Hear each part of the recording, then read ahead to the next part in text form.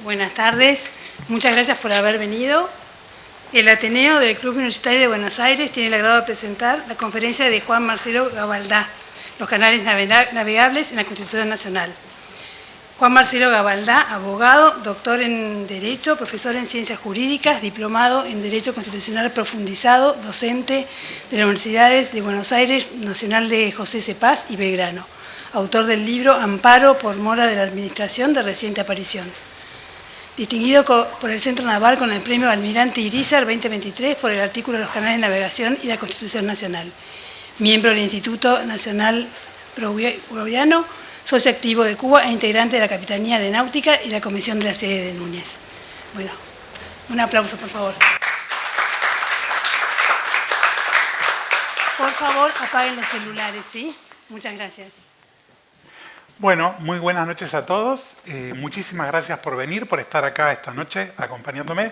Sé que a veces un lunes a esta hora no es fácil venir y llegar, así que les agradezco muchísimo la presencia.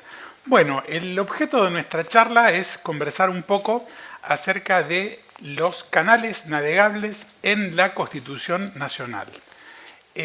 Nuestro país, la Argentina, es un productor mundial de materias primas por excelencia.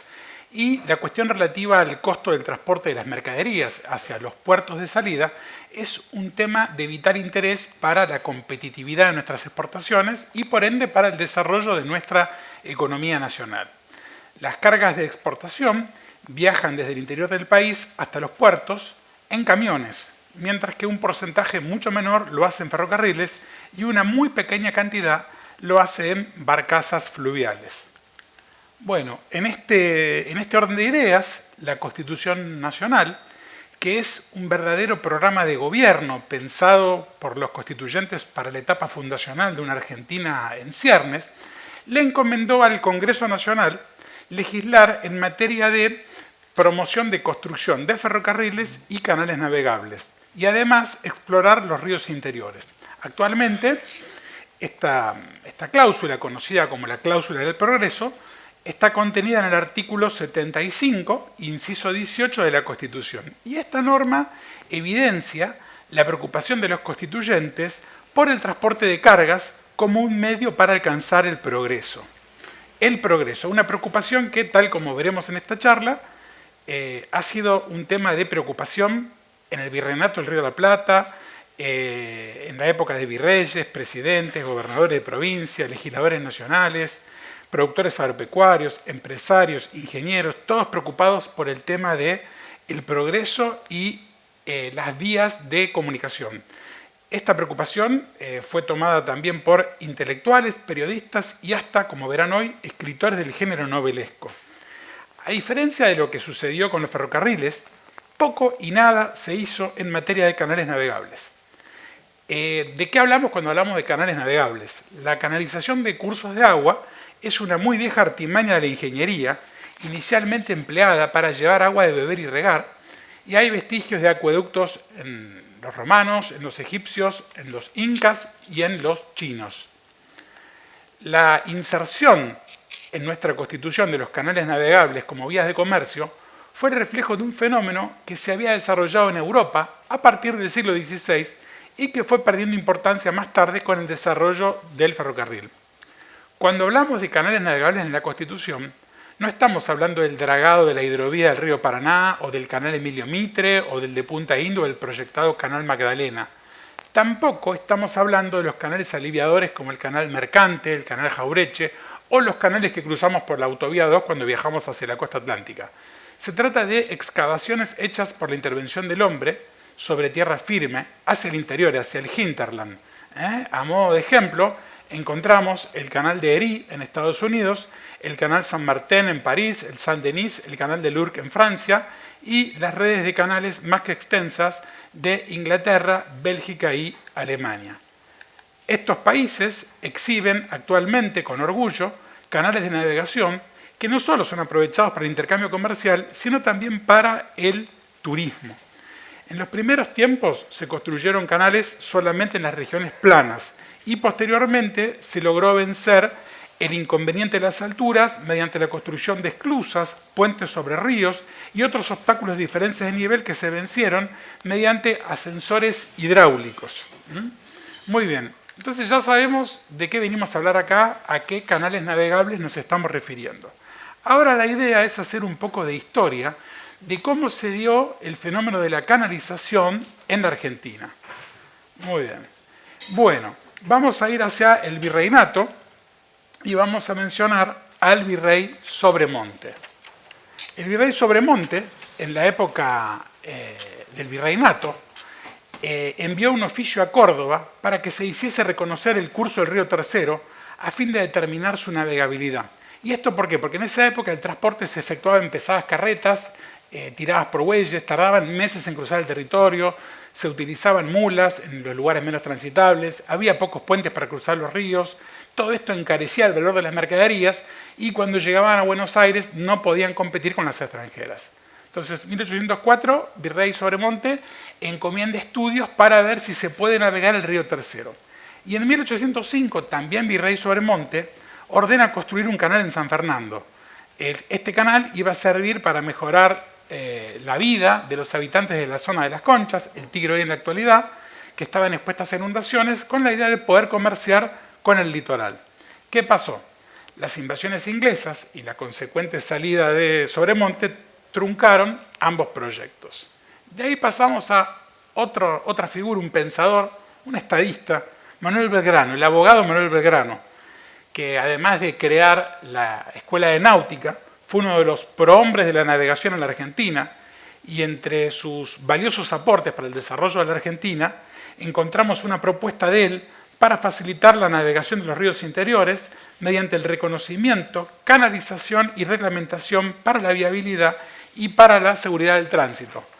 Él pensaba, Manuel Belgrano, que si se abrían rutas navegables se podían unir centros poblados, abaratar los fletes y así activar el comercio. Belgrano quería hacer reconocer el río Bermejo para hacerlo navegable, también quería que se explorara el río Negro para ver hasta dónde se podía navegar, y una pieza que apareció investigando, una carta fechada en 1817, donde Belgrano le manifiesta a Martín Miguel de Güemes que la navegación del Bermejo era la única capaz de poner a Salta en el estado de mayor prosperidad. Y por último, en un oficio de 1810, Belgrano hablaba de las ventajas de canalizar el río Tercero para conectar Córdoba con Buenos Aires. Ahora pasamos a Bernardino Rivadavia. Bernardino Rivadavia, por un lado, mandó a explorar el río Bermejo para ver si se podía navegar y comerciar por allí, pero lo más notable que nos dejó Rivadavia es un proyecto no concretado del Canal de los Andes para dar puerto a las provincias del oeste. En 1826, Rivadavia pide autorización al Congreso para iniciar los estudios de un canal de navegación que, arrancando del río Jachal, seguiría los valles de los ríos San Juan, Desaguadero, Río Quinto, Río Cuarto, Río Tercero, hasta el río Paraná.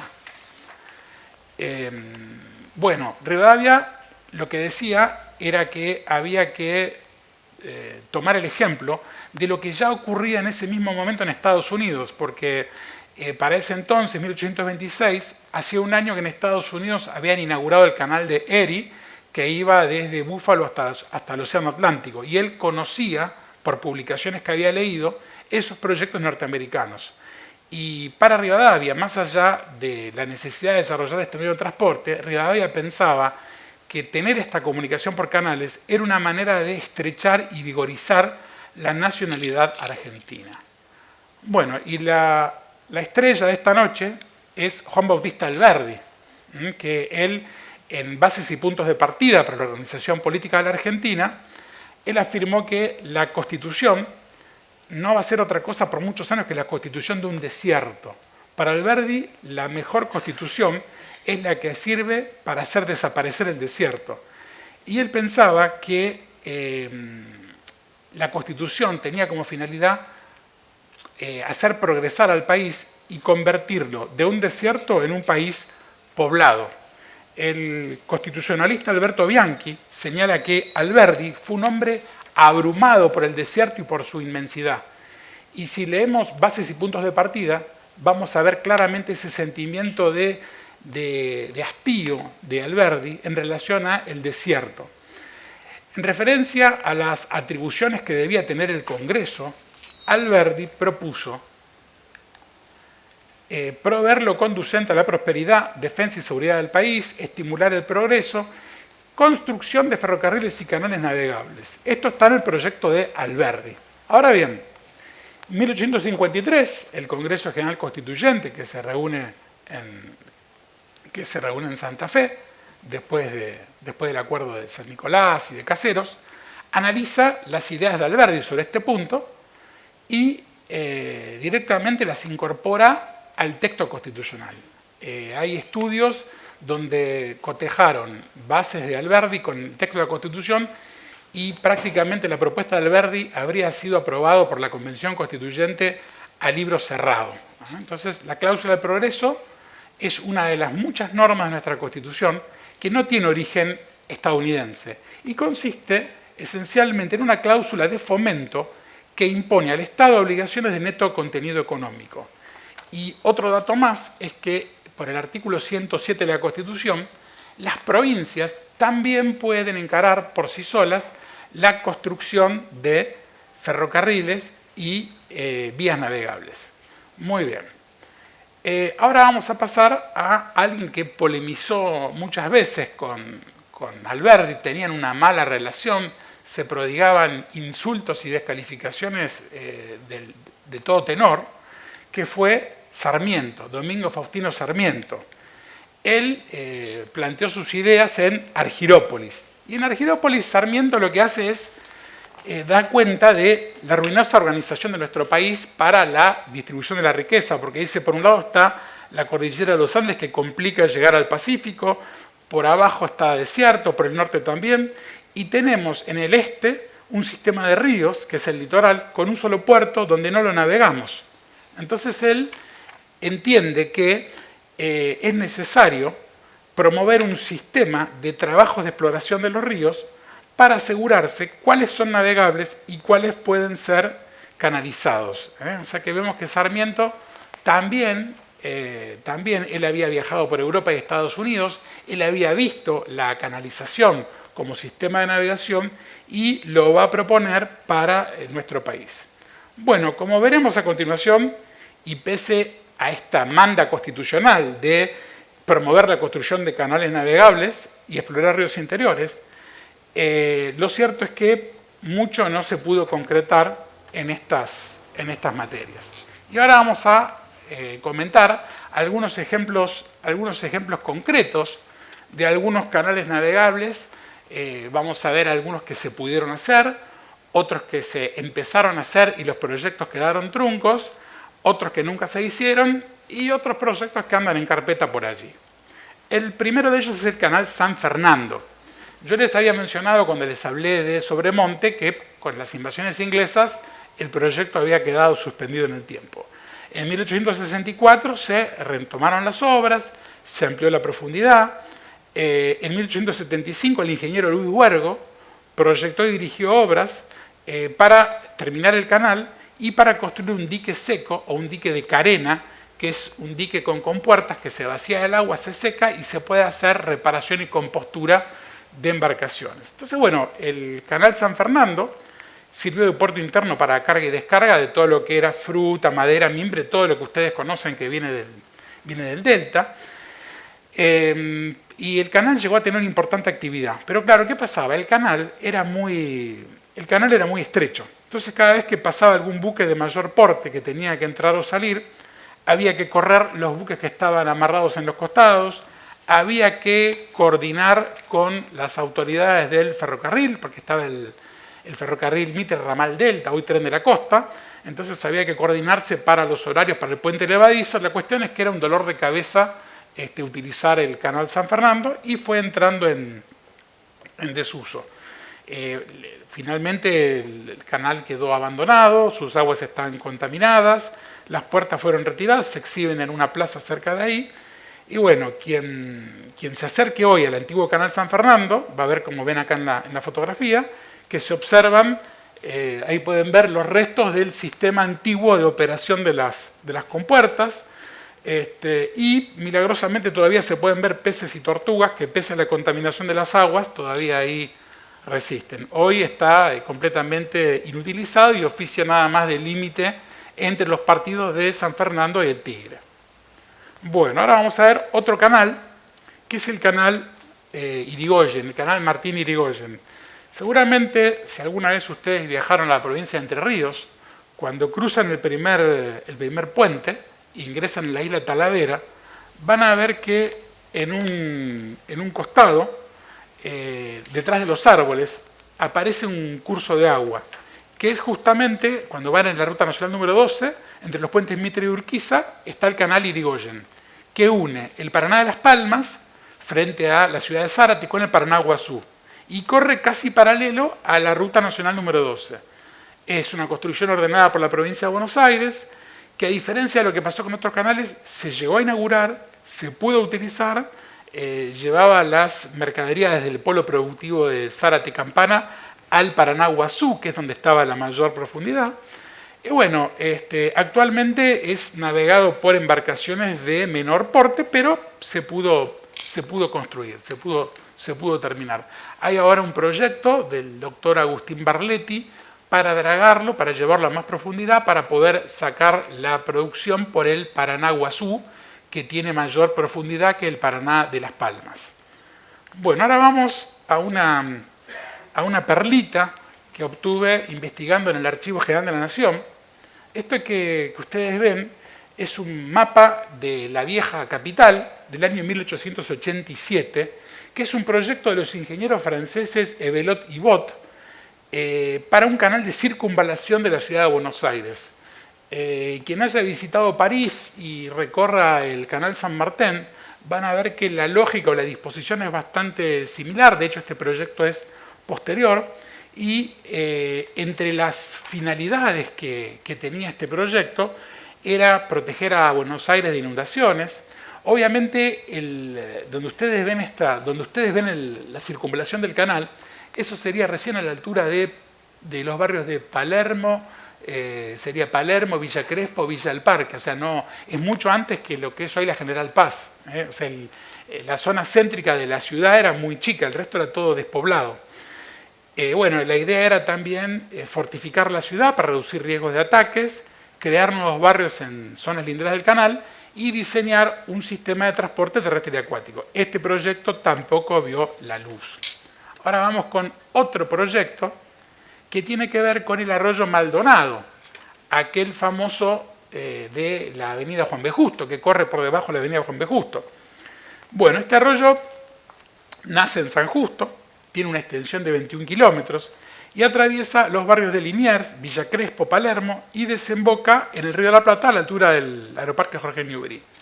En 1889, una ley nacional del Congreso de la Nación autorizó a una empresa privada, Wenceslao Villafani y compañía, para construir un canal de navegación sobre el arroyo Maldonado, comenzando en Palermo y finalizando en Ramos Mejía, ya en territorio bonaerense. La idea era construir este canal navegable artificial, iba a tener un bulevar que iba a estar arbolado, pero este proyecto, posiblemente por la crisis que terminó con el gobierno de Juárez Selman, la Revolución del Parque, no se pudo hacer. Un concejal municipal, Remigio Iriondo, en el año 1924 presentó un proyecto al Consejo Deliberante de la entonces capital para construir un canal navegable. Y en la expresión de motivos del proyecto, el concejal Iriondo dice algo más o menos así. Abrir un canal navegable que ponga en comunicación a Palermo con el Riachuelo es procurar para la ciudad uno de los mejores espectáculos de belleza e incorporar a su economía un elemento de mayor y positivo beneficio. Porque decía que los productos que iban a llegar del delta, las frutas, los mimbres, iban a ir directamente al consumidor a través del canal. Él pensaba que se iban a valorizar las propiedades. Lo cierto es que el Departamento de Obras Públicas de la Municipalidad de Capital archivó el proyecto porque no era de interés del municipio en ese momento. Bueno, como ustedes saben, ¿qué pasó con el arroyo Maldonado? Bueno, años más tarde se iniciaron los trabajos para entubarlo y al presente sus aguas corren por debajo de la avenida Juan B. Justo. De haber sido otra la historia, los vecinos de Palermo, Villa Crespo y Liniers, en vez de mirar pasar los colectivos de las líneas 34 y 166, hoy contarían con un bulevar con pasto y árboles y podrían sentarse a ver pasar chatas, barcazas, lanchas colectivas, botes, etc. Años más tarde, la totalidad de los arroyos que atraviesan la ciudad de Buenos Aires corrieron la misma suerte que Maldonado, ya que fueron todos entubados e invisibilizados para siempre del paisaje porteño. Bien, ahora vamos a ver otro arroyo, que es el arroyo Medrano, que está en la zona de Núñez y Saavedra. En la misma ley en la que se mandó canalizar el arroyo Maldonado, se dispuso construir un puerto de abrigo en el arroyo Medrano y un canal de navegación que partiría desde desde la desembocadura del arroyo Medrano, en el actual barrio de Núñez, y finalizaría en el Paso de las Piedras, en el riachuelo de Barracas. La idea era que al norte de la boca del arroyo Medrano, donde hoy está la estación Rivadavia del ferrocarril Mitre, se construyera un puerto de abrigo y se proponía la navegación de las aguas para el transporte de mercancías de todo tipo. Este proyecto también quedó archivado como consecuencia de la crisis económica que padeció la Argentina en 1890 durante la presidencia de Juárez Celman. Bueno, en ese entonces las aguas del arroyo Medrano corrían a cielo abierto y atravesaban el Parque Saavedra y continuaban por la traza de la avenida García del Río, luego Comodoro Rivadavia, para llegar hasta el Río de la Plata. En la fotografía pueden ver un colectivo de la línea 53 en la actual avenida García del Río. Al fondo se observa el Parque Saavedra. Vaya a saber por qué el colectivo fue a parar al arroyo, pero lo cierto es que la fotografía da testimonio de cómo el arroyo Medrano corría a cielo abierto. Muy bien. Bueno, otro dato de color para los náuticos.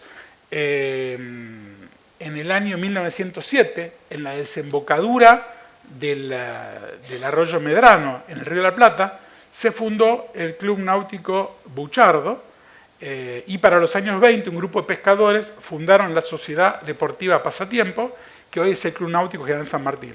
Estas dos instituciones estaban destinadas a la práctica del yachting, pero el posterior entubamiento del arroyo Medrano y la construcción de la avenida Lugones les tapó la salida al Río de la Plata y determinó su mudanza hacia San Isidro. Actualmente solamente quedó una sede del Náutico Buchardo, una sede social destinada a otro tipo de deportes no náuticos. Y bueno, en la actualidad solamente el último tramo del arroyo Medrano corre a cielo abierto entre la avenida Lugones y la desembocadura del Río de la Plata. Como pueden ver en la fotografía, en el Río de la Plata desemboca sus aguas oscuras, espesas y contaminadas, en detrimento de todos los que salen a navegar desde los clubes de la Bahía de Núñez, incluido nuestro club.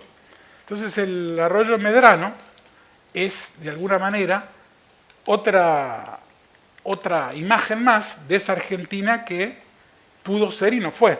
El sueño de navegar por Núñez y Saavedra en una Argentina que no fue. Y ahora vamos a la máxima de las frustraciones en materia de canalización, que es el canal de navegación del norte. Yo les mencioné que el artículo 107 dispuso que las provincias también podían promover la construcción de canales navegables, es decir, con leyes provinciales de legislaturas provinciales se podía avanzar en proyectos de canales navegables de tipo provincial.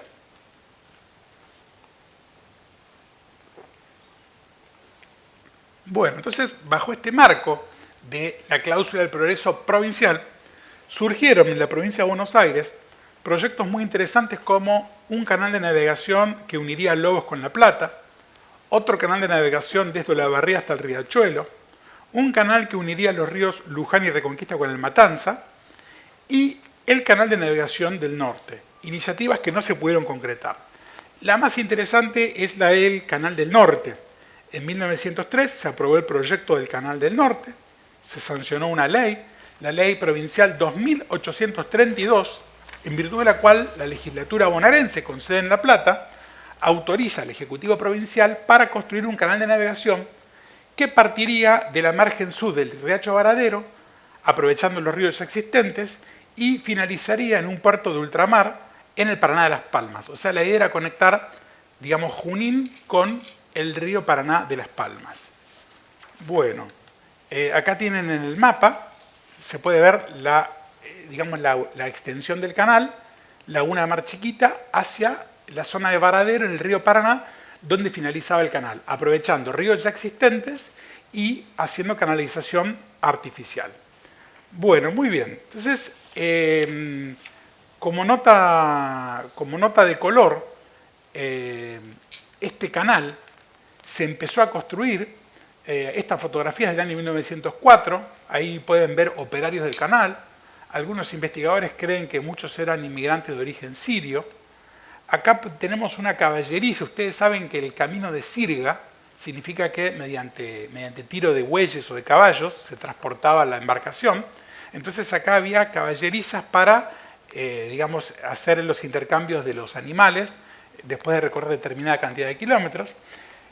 Este es un plano de la ciudad de Junín, también de principios del siglo XX, y si ustedes ven abajo de todo, esa línea recta que está paralela al río Salado, es el canal de navegación del norte, que ya estaba, digamos, marcado en el mapa, o sea que existía y que estaba prácticamente construido. El puerto de Junín también, Junín, provincia de Buenos Aires, es un lugar totalmente mediterráneo. Si ustedes hablan con juninenses, muchos no conocen la historia. Hay que hablar con los abuelos, que por ahí algún abuelo, algún bisabuelo le contó a un abuelo para encontrar a alguien que sepa sobre el canal de navegación norte en Junín. Bueno, lo cierto es que la construcción se inició. El canal iba a tener 308 kilómetros, esclusas para sortear las diferencias de cotas.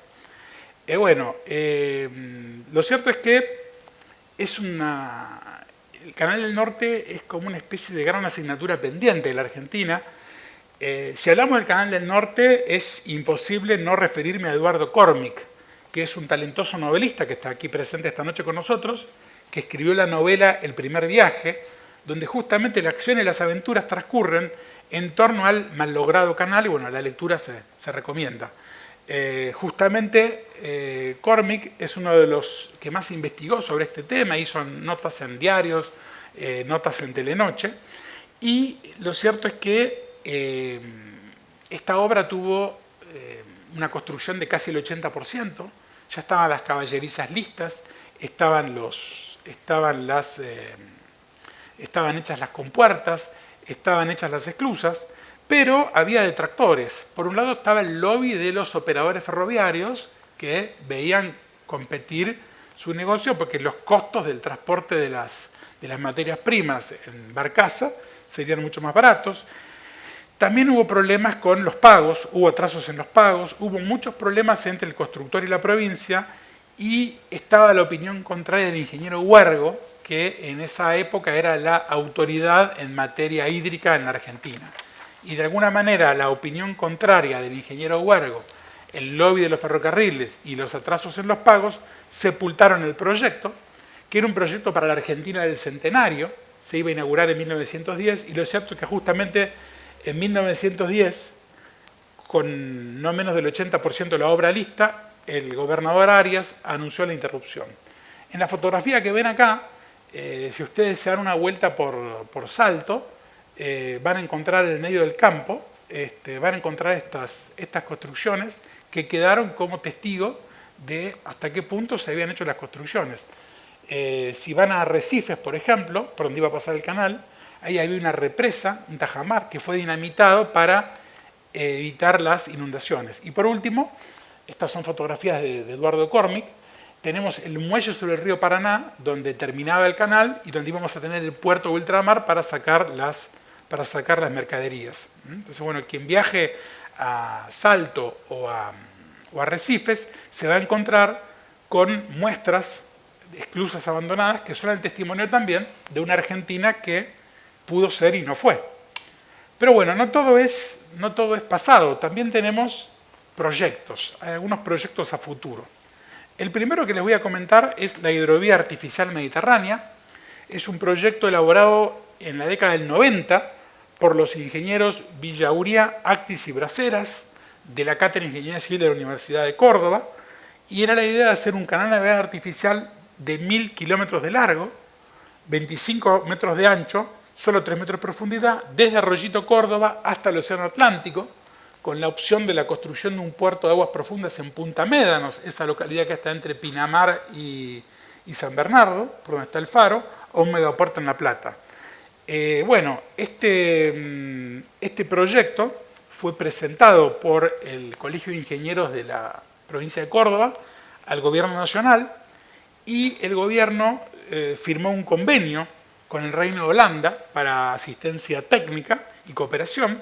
Vinieron a la Argentina los técnicos holandeses y tras 9 meses de estudio desaconsejaron este proyecto. ¿Por qué? Porque digamos, desde Arroyito hacia General Villegas, más o menos la cota se mantiene en valores donde no hay que hacer esclusas para hacer diferencias de nivel, no hay bajadas. Pero ya desde General Villegas hacia Punta Médanos había que construir muchas esclusas, era un costo sideral que la Argentina no estaba en condiciones de afrontar, y además iba a implicar mucho consumo del agua, Entonces se desaconsejó ese proyecto y se adoptó otro proyecto, que es el de la hidrovía continental argentina, que la hidrovía lo que hace es, en vez de ir al mar y construir esclusas, el canal se continúa hasta el sur. Vieron que en General Villegas no dobla, sino que baja, se interna en la provincia de La Pampa y termina en un puerto seco en Catriló. ¿Para qué? Para aprovechar el ferrocarril que ya está, porque ahí tenemos una estación del Ferroexpreso Pampeano. Entonces la idea es aprovechar lo ya existente. Entonces la bajada de Catriló a Bahía Blanca, que hay una diferencia bastante grande, importante, se hace a través del ferrocarril ya existente. Y se aprovecha el puerto de aguas profundas de Bahía Blanca, también ya existente. La idea es hacer un tanque longitudinal plano, que se llenaría por una única vez. El agua se obtendría del río Tercero y del río Segundo. El proyecto todavía requiere estudios de impacto ambiental. En este momento el proyecto está frenado, no hubo avances. Bueno, la idea es que se iba a navegar en un convoy organizado en un empujador y 2 barcazas. Cada barcaza 52 metros de eslora, 8 metros de manga, y en cada barcaza va la misma capacidad de unos 42 camiones. El proyecto planteaba también la construcción de puertos, zonas de acopios, instalaciones conexas para operaciones de carga de cereal.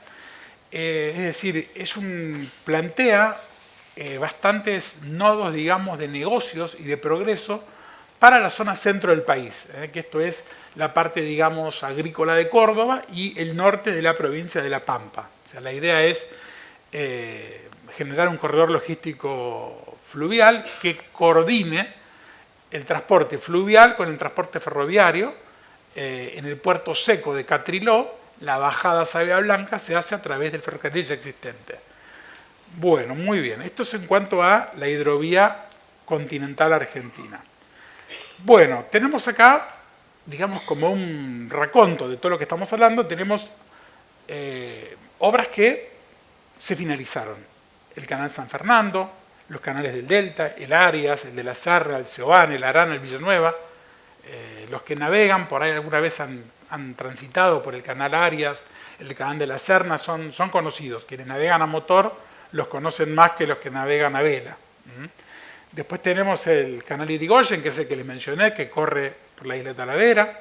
Después también está el Canal Leandro en Alem, que es un proyecto que se construyó con fondos del gobierno nacional, que va desde enfrente del puerto de Campana y llega también hasta el Paraná-Guazú.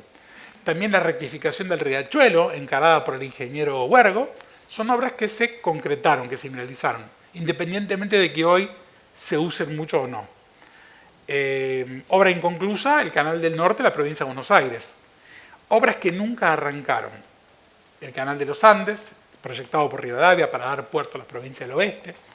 La canalización del río Tercero, de la que hablaron Rivadavia, Belgrano, Sarmiento. El canal del sur de la provincia de Buenos Aires, que está aprobado por una ley provincial bonaerense, nunca se empezó a construir. El canal de Lobos a La Plata tampoco. El canal de circunvalación de la capital, el proyecto de los ingenieros franceses, que no se construyó. Y la canalización de los arroyos Medrano y Maldonado, que no se pudo llevar a cabo por la crisis posterior a la revolución del parque.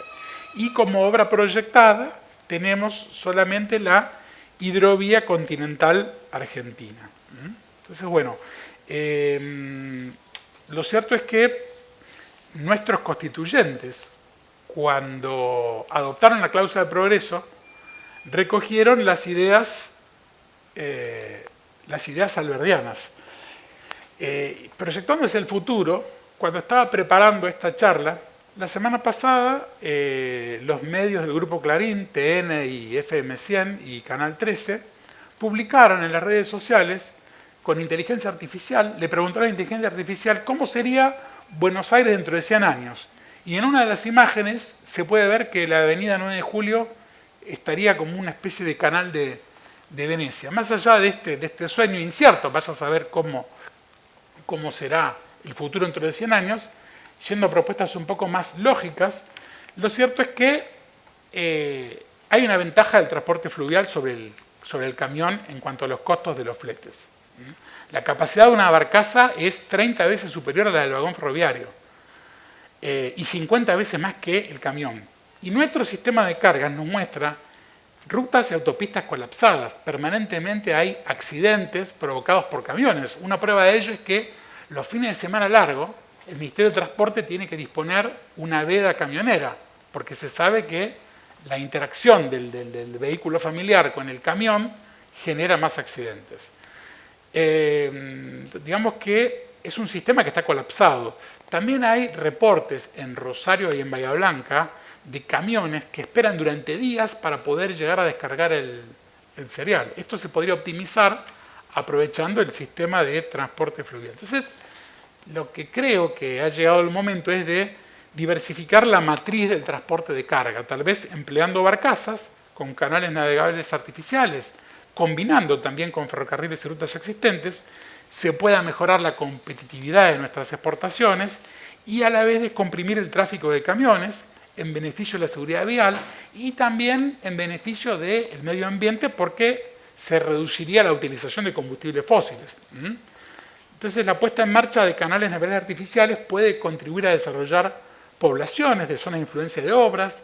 Otro tema, reimpulsar la industria naviera nacional, porque se podrían construir y reparar en el país las barcazas y los empujadores.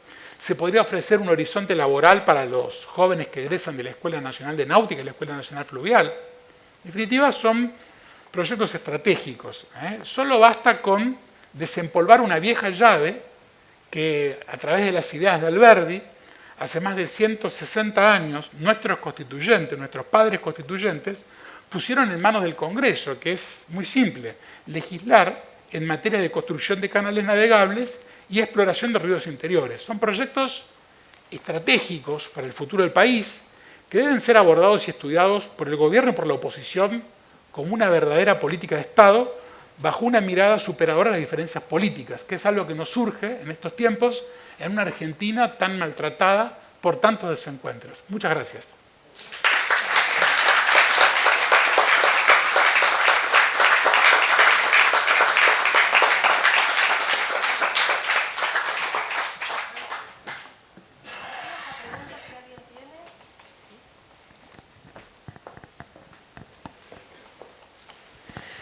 Buenas tardes, gracias por la presentación. Me gustaría oír algo sobre la última reforma constitucional que da el poder a las provincias en materia de los recursos naturales, incluido el sistema hídrico, por el cual para hacer estas obras hay que acordar entre varias provincias en el marco de lo que hoy llamamos la gestión integrada de los recursos hídricos en función de las cuencas.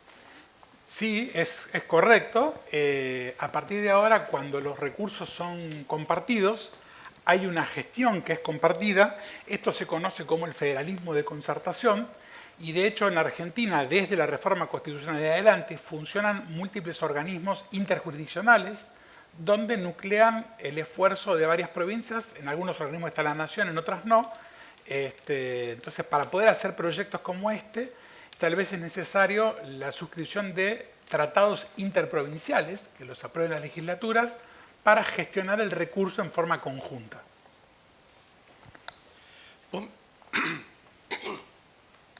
Perdón, ¿qué tal? Vos mencionaste el proyecto cuando vinieron los holandeses para hablar por el tema de los canales interprovinciales. Y después mencionaste lo de Catriló, el tema de Catriló que iba de provincia de Buenos Aires, parte de provincia de Buenos Aires hasta Córdoba. Decime si estoy diciendo bien. Lo de Catriló tuvo que ver también con una sugerencia de los holandeses, o ya estaba pensado aquí en Argentina, independientemente de lo que digan, de lo que hayan dicho los holandeses del otro proyecto más importante, digamos. Claro. ¿Se entiende la pregunta? Sí, sí, perfectamente. El primer proyecto, que es el de hidrovía artificial mediterránea, planeaba llegar, digamos, con canales navegando hacia el océano. Los holandeses en un momento dicen, no, momento, esto es un gasto de plata muy grande, es mucha agua, mucha esclusa, es una obra interminable, aprovechemos las estructuras ya existentes. O sea, Argentina es un país, dicen los holandeses, Argentina es un país que ya tiene alguna infraestructura preexistente que se debe aprovechar. Entonces, lo más razonable les pareció, ¿dónde está el puerto de aguas profundas? Bahía Blanca. Bueno, ¿dónde está la estación del tren que llega a Bahía Blanca? Catriló. Entonces, extendamos el canal hacia Catriló y ahí finalizamos en un modo de puerto seco, donde la mercadería o los cereales serían transbordados de la chata a el vagón de tren. O sea que sí sería una parte, sería el proyecto de los holandeses. Claro. Eso es lo que me había quedado claro. Muchas gracias. Sí, hola, buenas noches. Quería preguntarle sobre la visión constitucional que menciona sobre los acuerdos interprovinciales, dado que la Constitución Nacional dice que es la nación la que tiene el control sobre las vías navegables, y más todavía en el caso de la hidrovía, me gustaría saber su opinión acerca de cuáles cree que serían las condiciones para tener una hidrovía competitiva a nivel contractual. Bien. Desde el punto de vista del operador. Pregunta, ¿de qué hidrovía hablamos? ¿De esta que les presenté yo o de la hidrovía del Paraná-Paraguay? No, de la hidrovía Paraná-Paraguay. Ah, bien, bien. Porque no la mencionó, pero bien. Igual yo se lo Claro, pregunto. no la mencioné porque esa es otra temática, es una temática más compleja, porque ahí se trata de no solo una navegación interjurisdiccional de provincias, sino que hay una navegación internacional, porque es una cuenca que la integran varios países del continente. Entonces allí es más complejo.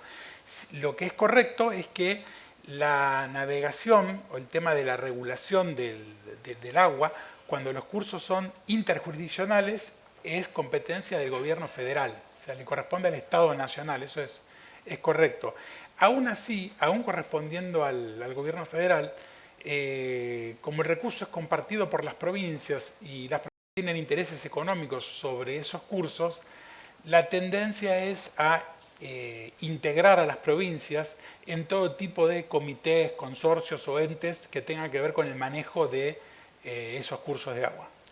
¿Eso se puede verificar en las resoluciones de la Corte? Sí, por ejemplo, en cuanto a el fallo Mendoza, en relación a la gestión de la cuenca Matanza-Riachuelo. Llama a unir a las provincias, claro, o sea, llama a las provincias Mendoza y La Pampa a... No, lo de Mendoza y La Pampa es otra cosa. El fallo Mendoza es el fallo del Riachuelo, que se llama Mendoza, pero en realidad se refiere al Riachuelo. Okay. El Riachuelo es una cuestión interjurisdiccional porque está Nación, Provincia de Buenos Aires y Acumar, Cava, sí. y Acumar. Y justamente la Acumar nace de alguna manera cumpliendo el mandato de la Corte, que es, digamos, un activismo judicial donde les manda a las jurisdicciones a digamos, mancomunarse. Trabajar en conjunto, sí. Exacto. Lo de Mendoza que usted refiere debe ser el fallo de la Corte sobre el tema del agua, del río Atuel. Sí, sí. Ahí todavía no está del todo zanjada la cuestión, pero en principio muchos doctrinarios entienden que sería menester la constitución de un organismo interprovincial conformado por las dos provincias en pugna y la nación para, digamos, gestionar conjuntamente el recurso. Ok, y sobre la gestión de la obra, Bien. habiendo mencionado varias veces en su pasaje a Juan Bautista Alberdi, me gustaría saber quién, en su opinión, debe de realizar la obra, ¿un privado o el Estado Nacional? Es una excelente pregunta. Creo que es una obra tan grande que habría que convocar a la iniciativa privada. En todo caso, se podría conformar un órgano entre las provincias y la nación para, digamos, regular la construcción y llamar a una licitación pública nacional e internacional. Inclusive le agrego, yo he estado hablando con el ingeniero Braceras, que es el autor del proyecto, con quien ya tenemos una amistad, y me mencionó que la envergadura de la obra es tan grande que requiere una licitación pública internacional para que vengan empresas de Europa, de Bélgica y de Holanda, porque hay trabajo para todas, y la idea sería después la concesión de peajes, que ellos recuperen mediante los peajes o dándoles en concesión los establecimientos de acopio, los puertos, todo el aprovechamiento económico del proyecto. Entonces, esta visión estaría compartida por el candidato presidencial que llama a hacer, Javier Milei, que llama a hacer la iniciativa privada a la chilena en cuanto a las obras públicas, o sea, que sean privados los que compitan y buscan el financiamiento y no sea el Estado Nacional con el flujo de caja de la recaudación. La verdad que desconozco las propuestas de ese candidato. Lo cierto es que lo importante es que ya sea desde la iniciativa privada o desde el Estado o desde el acuerdo entre el Estado y los privados, porque creo que el Estado también puede ayudar mediante el fomento administrativo a la iniciativa privada. Lo importante es que se haga, no tanto quién lo haga. El proyecto actualmente está archivado, así que mientras estando un proyecto archivado, no sé si entrar en una discusión sobre quién lo hace o quién no, o sea, quien lo quiera venir a hacer, bienvenido sea. Si son los privados, ojalá. Sí, la iniciativa privada es la que menciona, es la que busca el financiamiento privado. O sea, la obra la hace un privado y el financiamiento lo pone un privado. Claro. Porque si no estamos con obras como el estadio de fútbol de Santiago del Estero.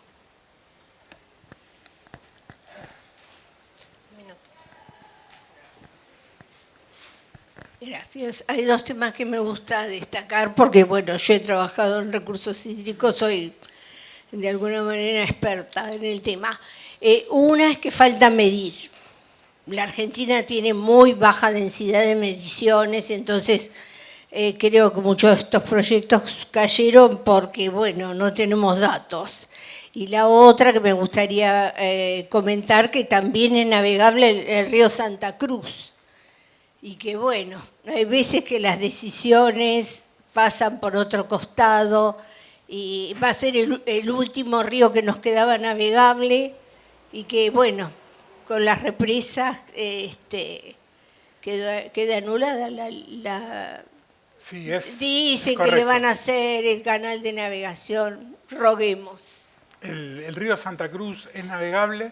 Hubo algunas leyes provinciales en algún momento para estudiar la posibilidad de navegación y no ha prosperado.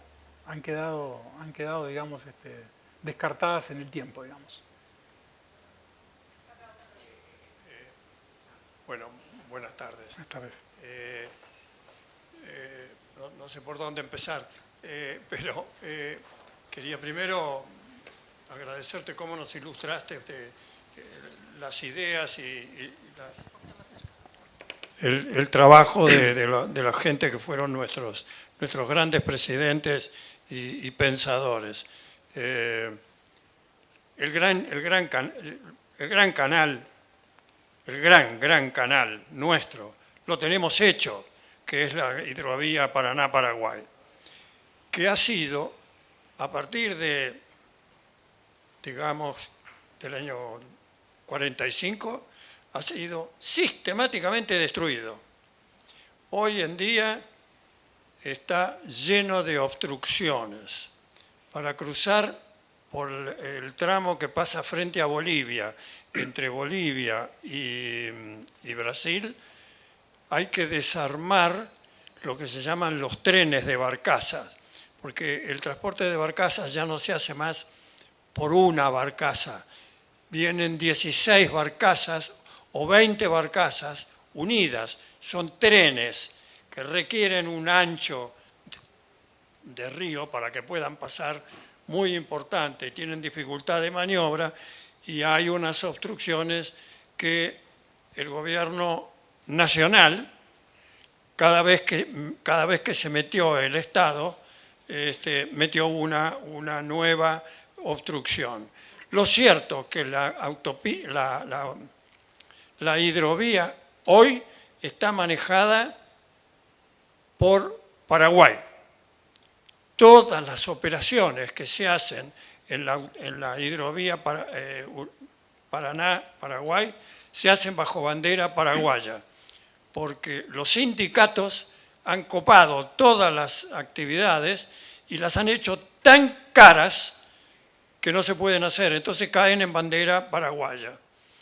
Y ese tema es un tema no de obras de ingeniería, sino es obras de inteligencia del gobierno, en donde metió al Estado, se metió el sindicato y destruyó todo. Invirtió. La obra se hizo para que el sindicato la maneje, no para transportar carga. Es literalmente así, la realidad de hoy. Se podría traer desde Brasil, hay un puerto que es el punto inicial de la hidrovía, que tiene a la espera 6 millones de toneladas de grano que pueden bajar directamente por el río, salir por el río de la Plata. Y que van a salir, si seguimos con esta política, van a salir por el Amazonas, después de 3.500 kilómetros de camión, lo cual es un absurdo. Pero bueno, muchas gracias por la ilustración que nos diste de los grandes pensadores, que no hacen más que poner de manifiesto el poco pensamiento que tenemos en este momento. Acá la última. Sí. Felicitaciones, doctor Gabaldá, y siga adelante porque seguro va a lograr sus sueños. Lo mejor. Muchas gracias. El señor Arena, que está acá presente, es miembro del Instituto Nacional Browniano. Es una persona que nos conocimos de la navegación a vela, a quien yo respeto y aprecio mucho. Y él fue el mentor de todo este trabajo de investigación sobre canales. Me acuerdo hace unos años, nos juntamos a almorzar. Fue acá mismo en Viamonte, acá en este restaurante, y me habló del trabajo de un doctor Antón, ya fallecido, que había hecho proyectos de canalización. Y bueno, el tema me pareció apasionante, pero bueno, todo esto fue una inspiración de una conversación, de un almuerzo con Arena, así que es un tema muy, muy interesante que me ha enriquecido mucho, así que le estaré eternamente agradecido por poner en mi vida ese tema. Así que bueno, y gracias por venir.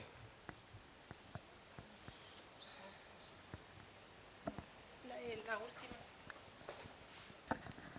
Usted mencionó un canal que una Chile con Argentina, me pareció que era algo... Es el canal de los Andes. No llega a unir Chile con Argentina, llega a unir, digamos, el Cuyo con, digamos, el centro de la Argentina. No, en el proyecto de Rivadavia no estaba, por lo menos, planteada la conexión con Chile. Claro, porque ahí se nota perfectamente hoy las exportaciones chilenas, especialistas en vinos, versus las argentinas también en vino. Cuando el vino vendido por Argentina llega a Buenos Aires, el vino vendido por Chile está en el Canal de Panamá. Con lo cual tenés una triple lucha para poder... Quería mencionar Sí, eso y felicitarte porque la verdad gracias. que hacer una presentación desde previo a la Revolución de Mayo de 1810 y todo como se vino desarrollando mueve a modificar toda esta filosofía que se aplicó y tratar de salir adelante con un trabajo que como vos dijiste, una barcaza significa no sé qué cantidad de camiones. Sí, sí, ¿no? sí. Le voy a agregar algo al respecto. En un homenaje a Rivadavia, cuando inauguraron el mausoleo de Rivadavia, acá en el 11, habló Bartolomé Mitre y dijo, el canal de los Andes se ha hecho, pero se ha hecho de rieles. O sea, al tener el ferrocarril San Martín, que conecta con Mendoza, de alguna manera el objetivo está cumplido. Será cuestión de empezar a utilizar también el transporte ferroviario. En el plan Belgrano de la gestión del gobierno anterior se reflotaron vías ferroviarias. Este gobierno también lo continuó y espero que el gobierno que viene, sea el signo que sea, también lo continúe porque es algo que es necesario para el país. Bueno, muchísimas gracias. Gracias.